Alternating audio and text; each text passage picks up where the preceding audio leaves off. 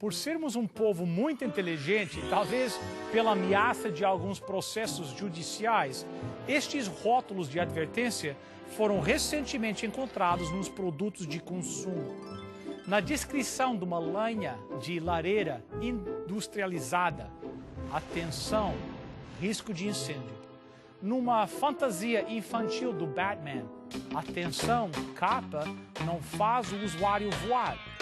Em um protetor solar para o carro, não dirigir com protetor solar no local.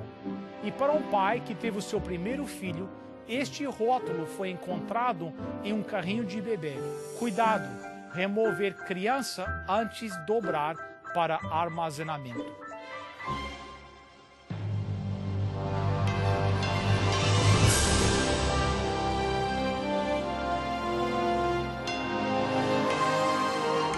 Venceu a prova do tempo. O livro de Deus, a Bíblia, ainda relevante neste mundo complexo. Está escrito Canadá, partilhando mensagens de esperança ao redor do mundo.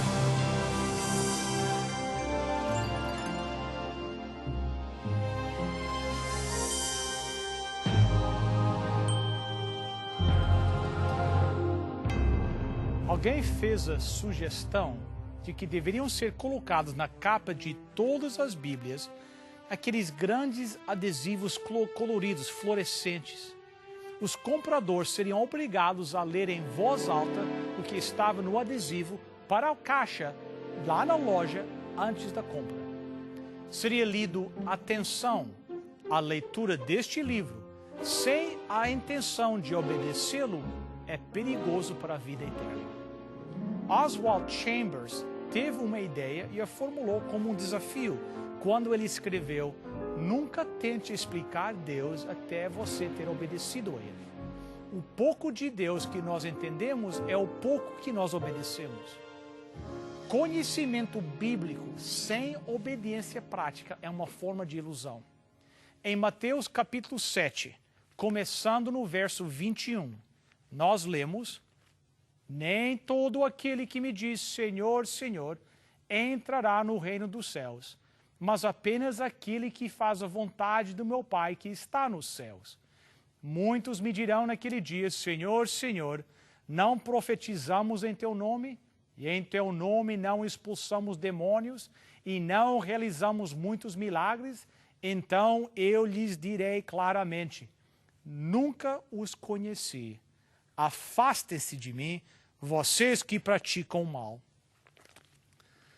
Eu não acho que há um texto das Escrituras mais preocupante do que este. Eu sei que existem pessoas que rejeitam a religião, rejeitam o cristianismo, não querem nada com Jesus Cristo, nada com o Evangelho de Cristo, nada com a Bíblia, a Palavra de Deus. E talvez você que está assistindo agora seja assim. Mas é muito mais preocupante e chocante para mim perceber que muitos irão dizer Senhor, Senhor para Jesus, para ouvir dele: afastem-se de mim, vocês que praticam o mal. Seu destino final, então, não é determinado pelo que você diz, é determinado por aquilo que você faz. Não se trata de confissão, se trata de desobediência. Agora, isso não quer dizer que falar de Cristo é ruim. Não é ruim, é bom. Não apenas é bom, é necessário. Se você deseja ser salvo, você deve confessar Jesus como Senhor. Romanos 10, versos 9 e 10. Se você confessar com a sua boca que Jesus é Senhor e crer em seu coração que Deus o ressuscitou dentre os mortos, será salvo. Pois com o coração se crê para a justiça e com a boca se confessa para a salvação. Confessar é bom. Confessar não é somente bom, é necessário. E é também o trabalho do Espírito Santo, pois em 1 Coríntios 12, verso 3, diz: e ninguém pode dizer Jesus é Senhor a não ser pelo Espírito Santo. Então, confessar Jesus como Senhor é necessário. É também a obra do Espírito Santo. A obra do Espírito Santo é trazer uma verdadeira confissão de Cristo. Mas a confissão não pode ficar sozinha. Vejamos o versículo 21. Nem todo o que me diz. A palavra-chave aqui é diz. Sublinhe esta palavra e você vai ter o sentido do que o nosso Senhor está dizendo. Nem todo o que me diz, Senhor, Senhor. Escute, não há nada nesta confissão que não esteja correto. É correto dizer Senhor. E dizê-lo 2 vezes é afirmar um certo nível de devoção. Senhor, isso é respeitoso. Senhor, Senhor, isso é fundamental, é certamente verdade. E aqui você tem o que é correto, o que é verdadeiro, o que é até certo ponto zeloso e apaixonado, mostrando alguma força da devoção, Senhor, Senhor. Você acrescenta isso, que essa pessoa está convencida de que em seu nome temos profetizado, em teu nome expulsamos demônios, em teu nome fizemos muitos milagres. Aqui está uma vida entregue aos propósitos ligados ao nome de Cristo. Esta não é uma pessoa extremista, esta não é uma pessoa no limite da vida. Em seu nome aparece 3 vezes no versículo 22. É enfático. Há devoção aqui. Há uma confissão aberta, tem paixão e zelo. Este não é um simples marginal que faz o pedido. Senhor, Senhor. Quão impressionante é ver no verso 22 que muitos dirão isso. Então, no verso 23, em resposta à confissão deles, Jesus faz a sua confissão.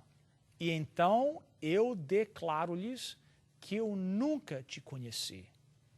Eles podem reivindicar, mas ele não vai reivindicar por eles. Por quê? Porque a salvação não vem apenas para aqueles que professam, que só falam. Não são os faladores que são salvos, mas os fazedores. E se você olhar com mais atenção no versículo 23, você pode ver que essas pessoas não são conhecidas do Senhor, porque elas são praticantes da iniquidade. Afaste-se de mim, vós que praticais iniquidade. Literalmente, no grego quer dizer vocês que estão sem lei. O mundo está cheio de pessoas que chamam Jesus de Senhor, que falam com emoção e paixão, Senhor, Senhor, e mesmo assim elas nunca se converteram dos seus pecados e se submeteram ao seu senhorio.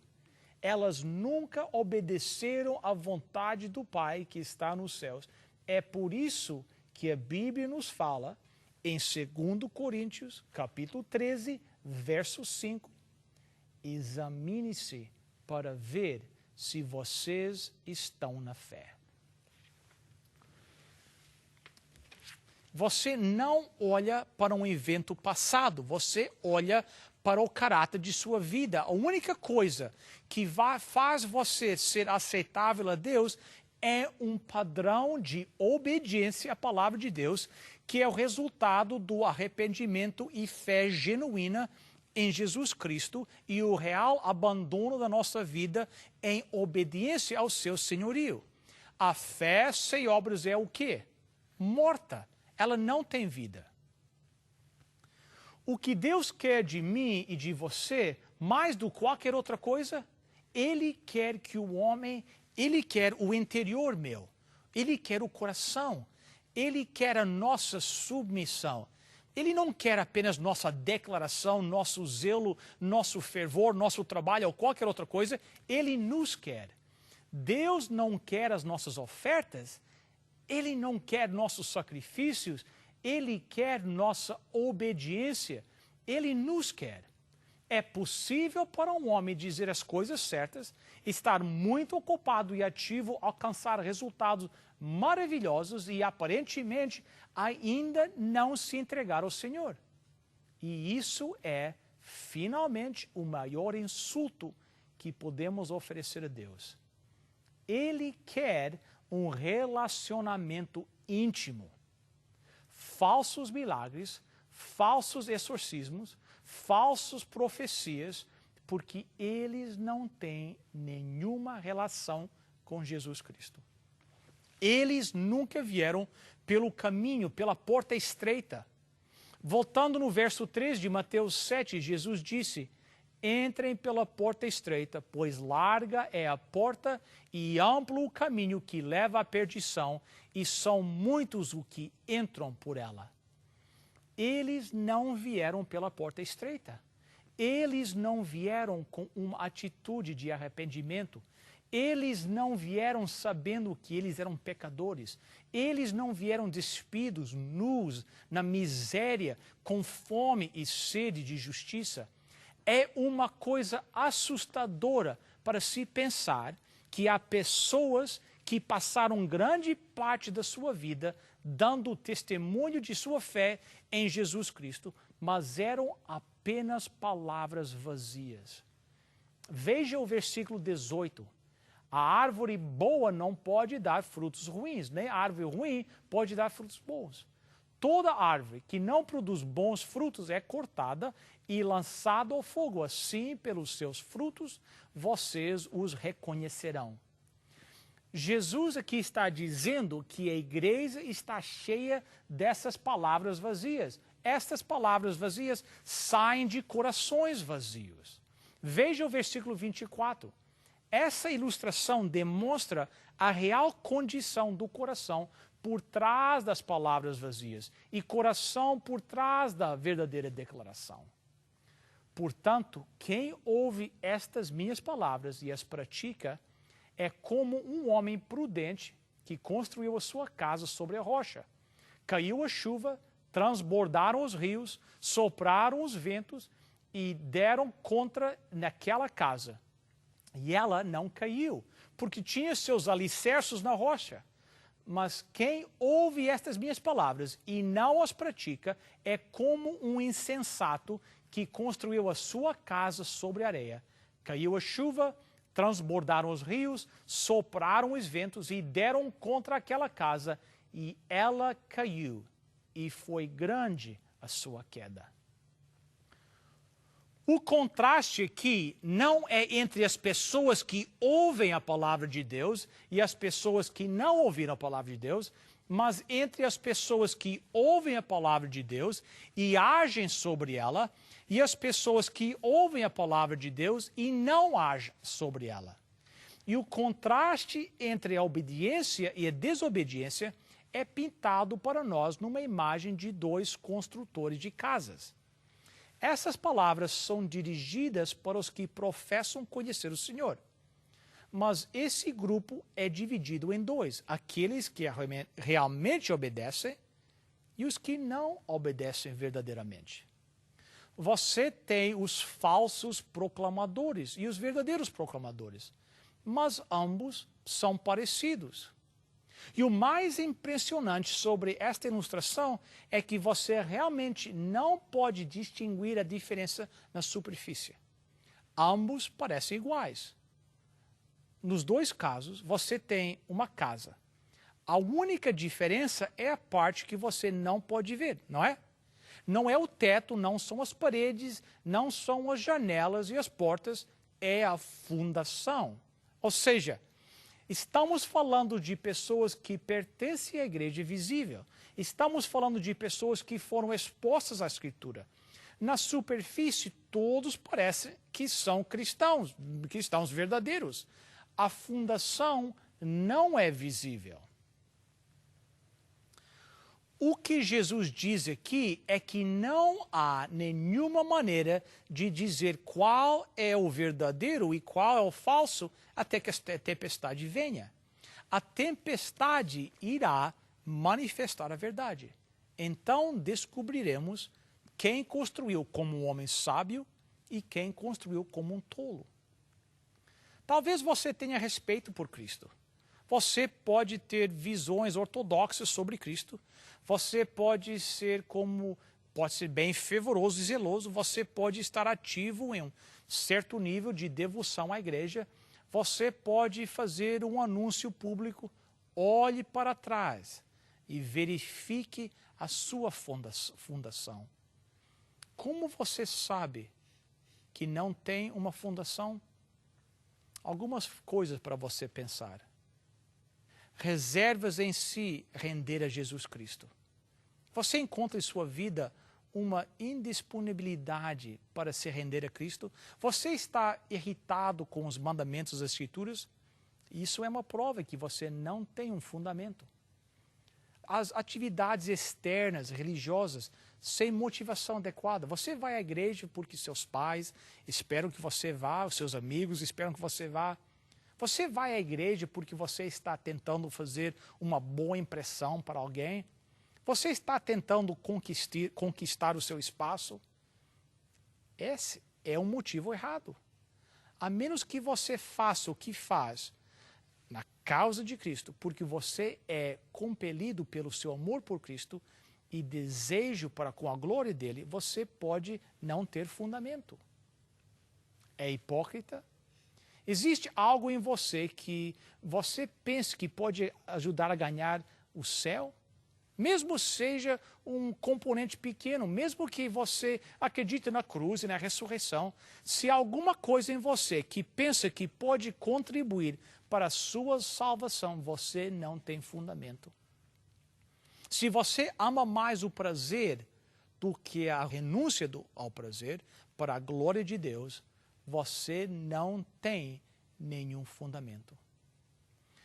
Qualquer uma dessas pode indicar que talvez a sua casa religiosa é construída na areia, porque muitos vão dizer, Senhor, Senhor, mas poucos entram pela porta estreita.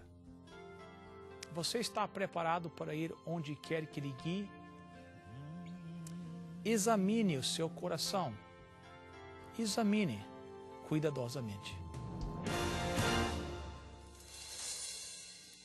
Há prazer em seguir meu mestre, sua vontade fazer por amor, em viver na contramão do que pensa o mundo, em dizer não quando muitos dizem sim. Há muito prazer em seguir meu mestre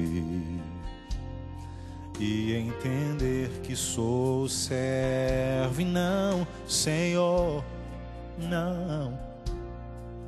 Em submeter minha vontade à do Criador, prazer em dividir com Ele sonhos e temor.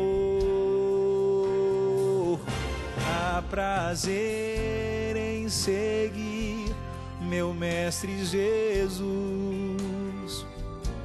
estar na sua graça, sua luz e seu poder.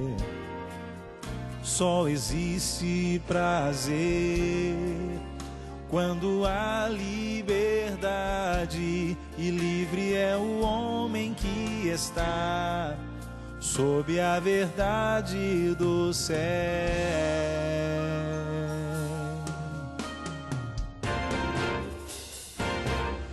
Há muito prazer em viver com Jesus, sentir no coração o poder da cruz, falar de sua vida e obra com palavras e ações, tê-lo como exemplo, inspiração. prazer em seguir meu Mestre Jesus. Estar na sua graça, sua luz e seu poder. Só existe prazer quando há liberdade, e livre é o homem que está sob a verdade do céu. A paz tão desejada só encontro em ti, felicidade plena somente com Jesus. Há prazer em seguir meu Mestre Jesus, estar na sua graça, sua luz e seu poder. Só existe prazer quando há liberdade, e livre é o homem que está sob a verdade do céu.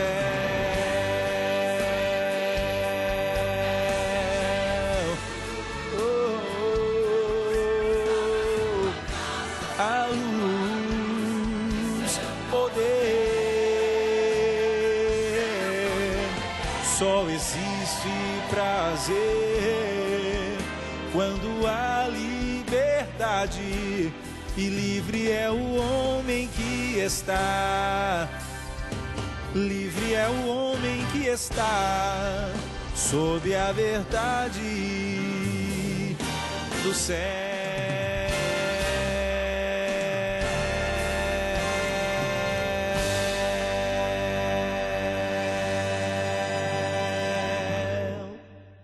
Nosso Deus e nosso Pai, te agradecemos por estes momentos que passamos na Tua Palavra. Peço, querido Pai, que cada pessoa ouvindo a minha voz possa construir a sua casa na rocha que é Jesus Cristo.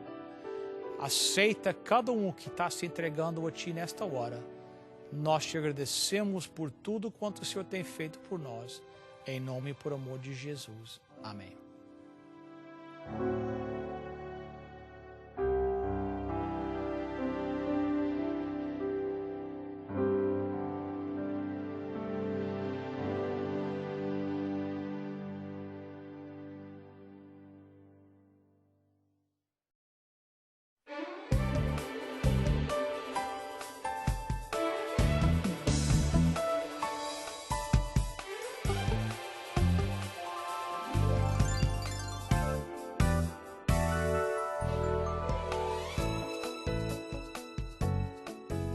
Olá a todos! Será que você é uma daquelas pessoas que põe sal na comida mesmo antes de prová-la? Por muitas e boas razões de saúde, é uma boa ideia limitar a quantidade de sal que consumimos todos os dias. O sódio, que é um componente essencial do sal, pode ser encontrado naturalmente em vegetais e hortaliças e fruta. O nosso corpo precisa de sódio para funcionar bem.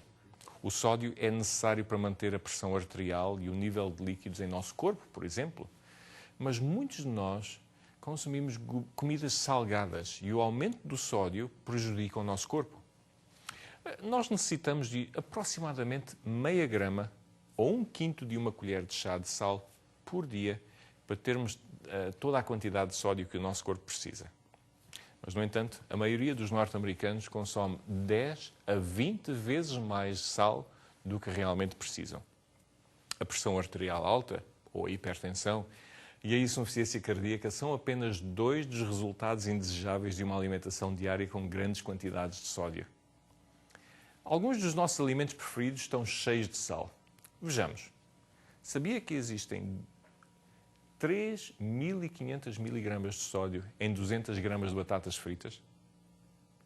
E meio copo de molho de tomate contém 1.950 miligramas de sódio? E que 2 fatias de queijo contêm cerca de 2.050 miligramas de sódio? E ainda mais, que meio copo de sopa de tomate em lata contém cerca de 2.200 miligramas de sódio? Lembre-se que o seu corpo precisa de menos de 500 miligramas por dia. E como é que poderemos nós diminuir o consumo de sódio? Primeiramente, comece por ler as embalagens daquilo que compra e selecione produtos que tenham pouco sódio.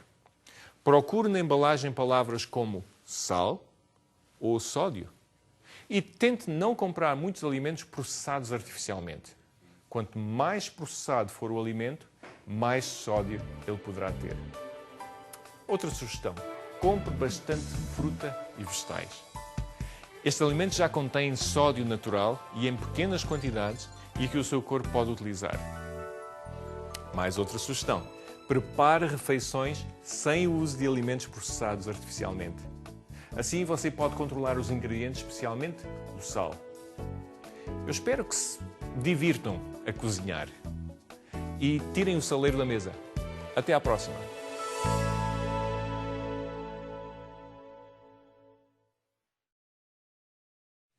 Ao subir ao monte, Cristo proferiu lições preciosas sobre o reino de Deus. E você, como cidadão desse reino, pode usufruir as bênçãos reservadas por Deus a você.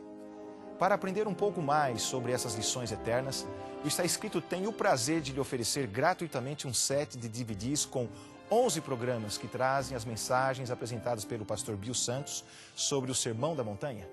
Eis as informações necessárias para você solicitar a sua cópia. Para você solicitar gratuitamente a sua oferta, basta ir ao nosso website www.estaescrito.ca e acessar o programa de hoje. Lá você preencherá um formulário com seus dados e assim poderemos enviar a oferta para você. Lembre-se, www.estaescrito.ca. Você receberá em sua casa gratuitamente a oferta solicitada sem qualquer compromisso com o programa Está Escrito. Escreva para nós. Está Escrito Box 2010, Oshawa, Ontário, L1H7V4. Agradecemos as suas cartas, os pedidos de oração que nos enviam e também o seu apoio financeiro. Escreva ainda hoje. Está Escrito Box 2010, Oshawa, Ontário, L1H7V4. Quero agradecer a sua presença aqui conosco. Lembre-se de visitar nosso website, estaescrito.ca. Até a próxima semana, se Deus quiser. Lembre-se, está escrito: nem só de pão viverá o homem, mas de toda a palavra que procede da boca de Deus.